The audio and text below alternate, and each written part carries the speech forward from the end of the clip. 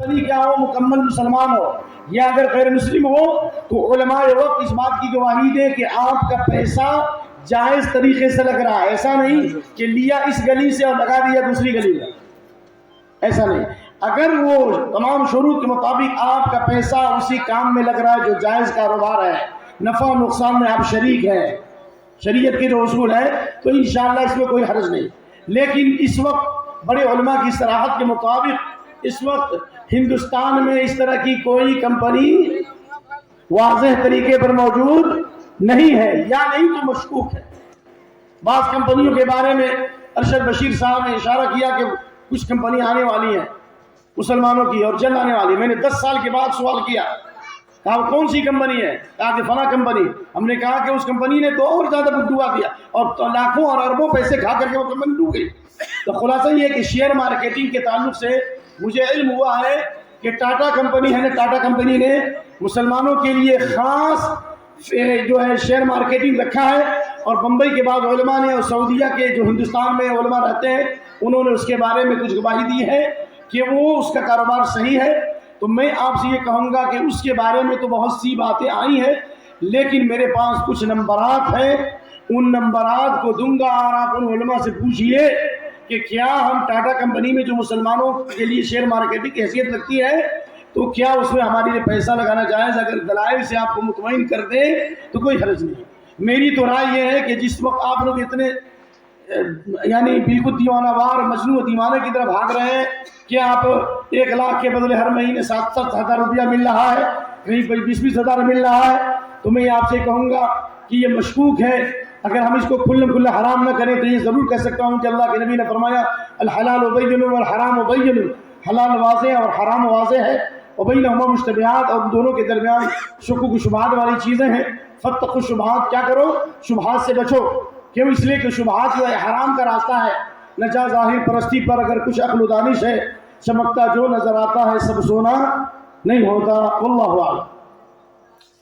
ہاں یہ کہنا چاہوں گا کہ جتنے پیسے لوگ آئے ہیں اگر سب مل کر کے گاؤں میں ایک سپر مارکیٹ کھول لیں تو کیا حرج ہے؟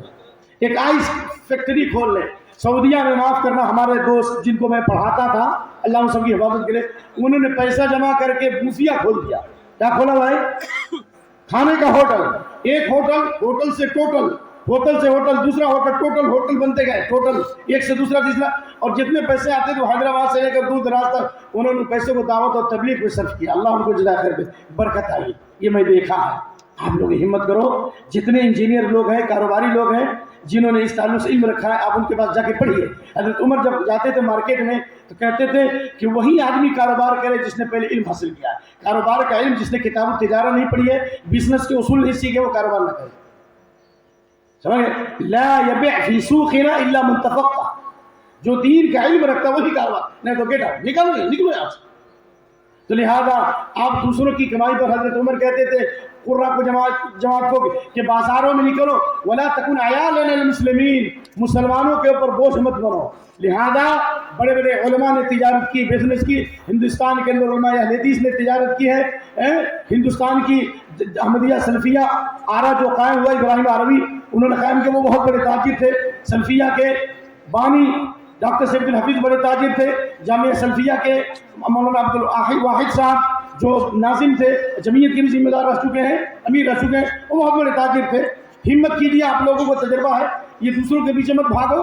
آپ لوگ خود فراہمی کر کے مضبوط تجارت کرو، اور جو تجار سے مشورہ کر کے اور علماء سے پوچھ کر کے اس کو شرعی طور پر شروع کیجیے، بہت فائدہ ہوگا.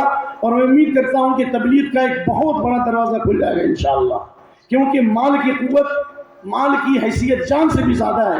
اگر ہمارے پاس مال ہوگا تو ہم زیادہ سے زیادہ زکوٰۃ نکالیں گے. اس لیے کہ جب مسلمانوں نے اجتماعی نظام میں زکوٰۃ دیا، حضرت عمر بن عبدالعزیز کے زمانے میں کوئی زکوٰۃ کا مستحق نہیں تھا. چڑیوں کو کھلایا گیا، سمندروں میں ڈالا گیا، اور یہاں تک کہ لوگ سونا لے لے کے پھرتے تھے لیکن کوئی مستحق موجود نہیں تھا. تو ہم بھی یہ کام کر سکتے ہیں ہندوستان میں اگر مسلمان متفق ہو جائے. کم سے کم ہر گاؤں کے لوگ، یکشیدہ قسم کے لوگ بھی جمع ہو جائیں اور اپنی خالص کمائی کو لگائیں گے، انشاءاللہ الذی بہت سے غیر مسلم آئیں گے. بہت سے، میں انیس آباد میں 1992 میں غیر مسلم، وہاں پر پولیس کالونی میں ہم لوگوں نے ایک ورکشاپ رکھا تھا. اور ہم غیر مسلموں کے پاس گئے، DIG آفیسر ایسے گریڈ کے پاس گئے، کہا کہ اسلام کی کس بات پہ اعتراض ہے؟ اکثر نے کہا کوئی اعتراض نہیں۔ اسلام کی کون سی بات اچھی لگتی ہے؟ اکثر نے کہا اسلام نے جو سود کو حرام قرار دیا ہے یہ سب سے اچھی چیز ہے ہمارے لیے۔ اللہ اکبر۔ لہذا آپ لوگ اٹھیے، جب آپ اتنے بڑے بڑے کاروبار کر سکتے ہیں، کھیتی کر سکتے ہیں اور بہت ساری دکانیں کر سکتے ہیں، تو دوسری کمپنیوں میں لگانے کے بجائے آپ لوگ مل کر کے شیئر مارکیٹنگ خود کر سکتے ہیں اور اس کے اصول کو سیکھ سکتے ہیں مضبوط پلاننگ کے تحت، کیونکہ اللہ کی مدد آپ کے ساتھ ہے۔ اللہ ہمیں اور آپ کو توفیق عطا فرمائے۔